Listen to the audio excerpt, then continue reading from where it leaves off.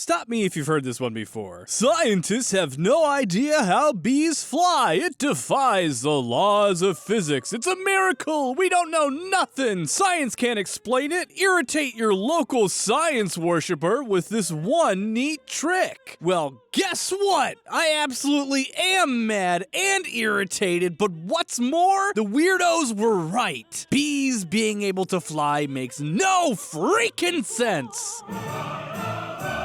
That is, only if we're talking about Minecraft bees, because we know exactly how real bees fly, and the way it works is utterly fascinating. And yeah, that's right. Today we're talking about bees in Minecraft, because that's what I want to talk about, and this is my show, and you cannot stop me. Let's skip the preamble, because I got a lot to do today. I came up with this idea when I saw the bees in Minecraft, and I mean, just look at them. They can't fly. They just can't. They simply cannot, and I'm sure you know that just by looking at them, but this is not the show where we just look at stuff and say, that can't happen. It's the show where we look at stuff, do a bunch of math and science mumbo jumbo, and then we say, well, that can't happen. So, first of all, before we look at these fake bees, let's talk a little bit about how real bees work. This is a bee. Actually, you know what? Not that kind of bee. Let's do this kind of bee. Meet Tylothrix bombiforus, sometimes called, meet Tylothrix bombiforus, sometimes called a rose mallow, hibiscus, or eastern digger bee. She's called an eastern digger because she lives on the eastern half of the United States, and it's what's known as a chimney bee because they dig little nests that look like chimneys. Tylo here is particularly interesting because she has unique social habits, or at least unique to you if you compare her to, like, the honeybee. For one, she's a solitary bee, meaning she isn't a member of a hive. She just has one nest that she made herself for her eggs. What's more interesting than this, however, is that Miss Tylo is a specialist bee. This means instead of just hitting the town and diving into any flower that opens its petals up to the world, Tylo is more discerning. She's called a hibiscus bee because, well, she favors hibiscus flowers, the genus of which the rose mallow flower is a member, which is one of the namesakes of this bee. Cute! I am now feeling an odd affection for this bee that I did not know existed before this video, and I'm going to be planting hibiscus flowers just for her! No honeybees allowed! We will get to why no honeybees allowed later, but for now, just marvel in her majesty. Miss Tylo here, like most bees, flies. How does she fly? Using her wings, of course! Bee wings are fascinating little constructs of nature. That buzzing you're hearing isn't just some sound that bees make to scare the crap out of you, though it can certainly do that if you're melissophobic. That is the sound of the thing taking off like a vertibird in Fallout. Bees' wings are so amazing that they put the hummingbird wings to shame. The fastest, and I mean absolute fastest hummingbird wing caps out at about 80 flaps per second. Peh, that's nothing! A bee flaps its wings over 3 times faster than this at 250 flaps per second. That's over 15,000 times per minute. Absolutely astoundingly fast. But what's more interesting, and this is something we didn't know about fully until we had the technology to slow down camera footage, is that bees' wings are not rigid. They are flexible, which allows them a tremendous amount of mobility in flight. And here's where bees and hummingbirds come together. They have the exact same wing flight pattern, or it's similar enough. By flexing and twisting their wings so that they face at this angle on the downstroke, they can generate lift, just like a bird would by flapping their wings. Here's the cool part. They then twist their wings like this so they're at an angle facing the other direction, so that when they bring their wings back on the upstroke, that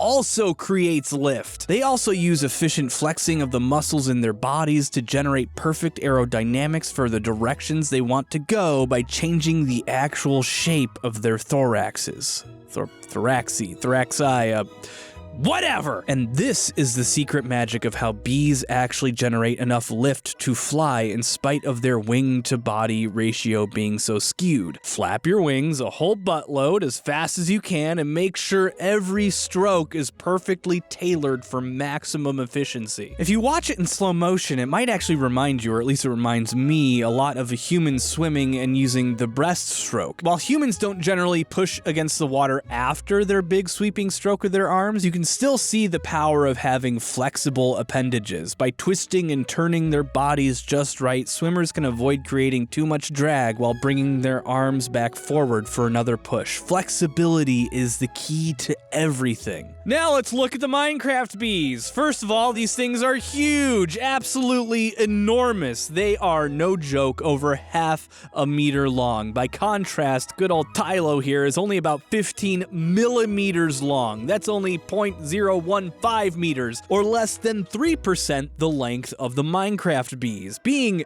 generous with our bee dimensions at 5 millimeters by 5 millimeters by 15 millimeters for our real bees, and 0.5 meters by 0.5 meters by 0.55 meters for our Minecraft bee, that puts the Minecraft bee at over 350,000 times larger than a bee from our world. Now, the average bee weighs about 0.155 grams, which is basically about the same as a tiny pinch of salt. This means that bees have a density of over 413 kilograms per cubic meter, which sounds like a lot, but you have to keep in mind that that would basically be 1 cube, 1 meter in all directions, basically 1 block in Minecraft, completely and perfectly filled with bees so that none of them had any room to move an inch, or, well, really less than an inch. Perfectly Tetris-packed bees. Now, if these bees are anatomically similar to bees from our world, it means that one bee, just one, in Minecraft weighs over 56 kilos, or 123 pounds. With Minecraft's surface gravity of 32 meters per second squared, each bee would have to be generating 1,818 newtons of force in order to stay afloat. For context, this is approximately the force generated by the engine of a 1992 Geo Metro convertible with the pedal pushed approximately 1/3 of the way down. And I mean, yeah, Geo Metros are weak enough to be measured in Minecraft bee forces. Look,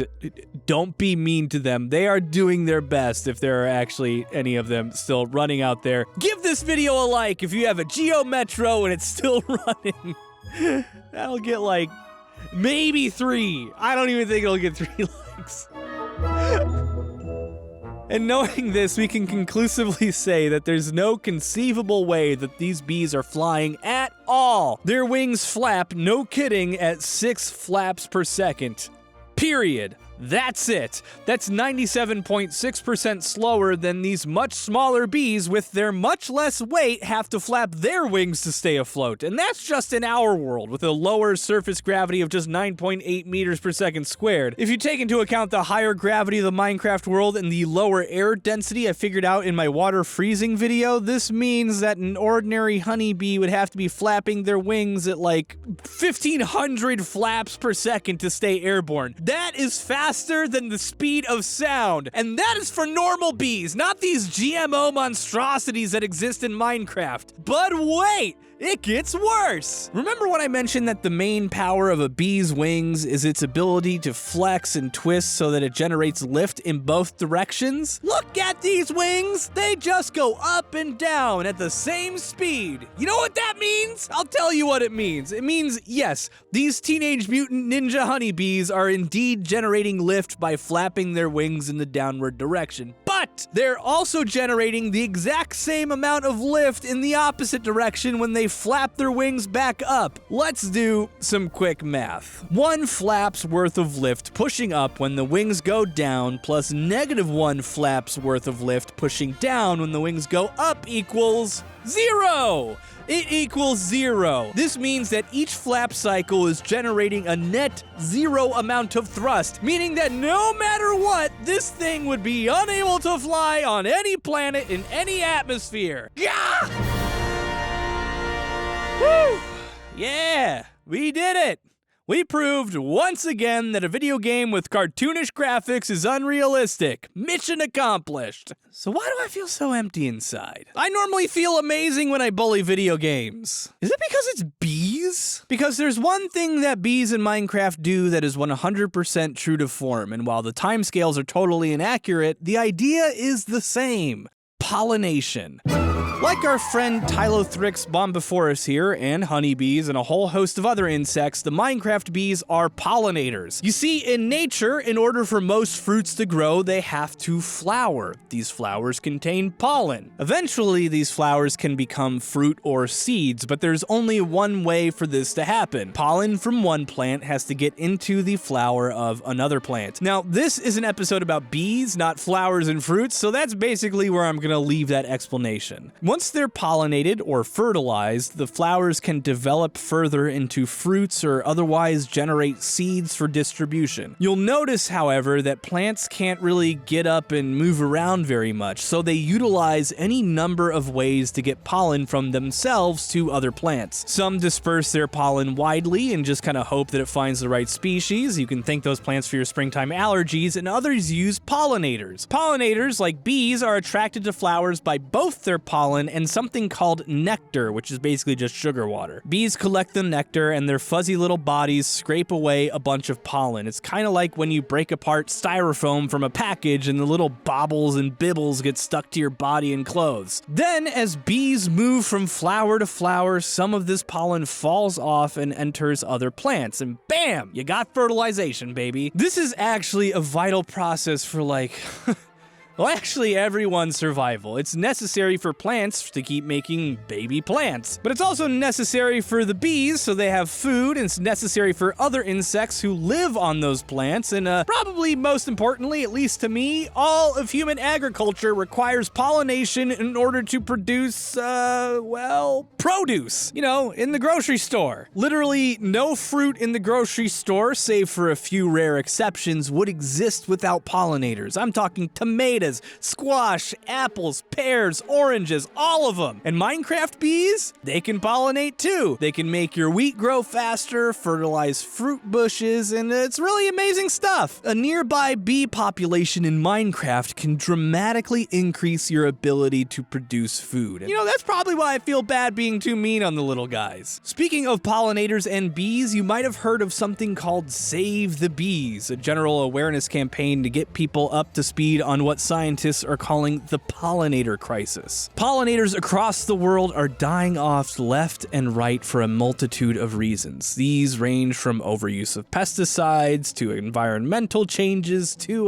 well, if you'll believe it or not, prolific use of honeybees. You see, it's common practice for farms to ship in honeybee hives in order to pollinate their fields, which, as we mentioned before, is super good for plants. There's a problem, though. Honeybees are what are called super generalist pollinators, which means they will pollinate just about everything they can find. This creates problems for other pollinators that are called specialist pollinators, like our good friend Theorists bombivorous, also known as the hibiscus bee. Tylo is only capable of pollinating specific types of plants, mainly hibiscus and those related to hibiscus. So what happens if I bring honeybees nearby? They show up, they devour all the nectar and take all the pollen, leaving less, if not nothing, for Tylo to eat herself. And then, well, she dies. And don't get me wrong, honeybees rule, and they are not the problem, but they are part of a larger problem. They are contributing to the demise of possibly hundreds of species of specialist pollinators in the world, some of which are vital for specific vegetables and fruits that only flower like the early morning or really late at night, like well before honeybees have even gotten started with their day and had their first cup of coffee. You see, Save the Bees is not just about honeybees. It's about the hundreds of bee species and butterflies and hoverflies and aphids, moths. They all need our help. Or not only will they go extinct and decrease the biodiversity of our planet, but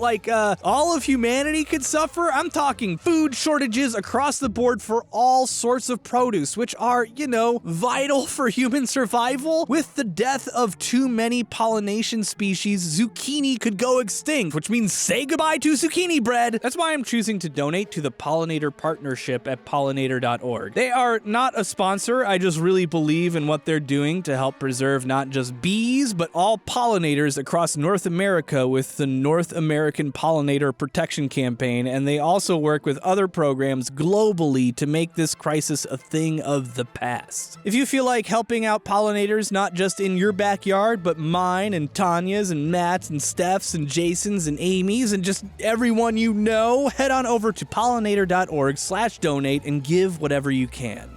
I know it would mean a lot. Sincerely, Austin. And I just have to throw out a personal thank you to my Patreon patrons who for years have made this show possible. And especially these fine folks: Justin Bush, Dr. Vem, MadLad616, Miss Kendra, Ronald Coleman, EditAmTP, Artifox, Marissa Resnick, Nick Patterson, Loretta Mazurf, and Alan Hagers. You guys are the real ones.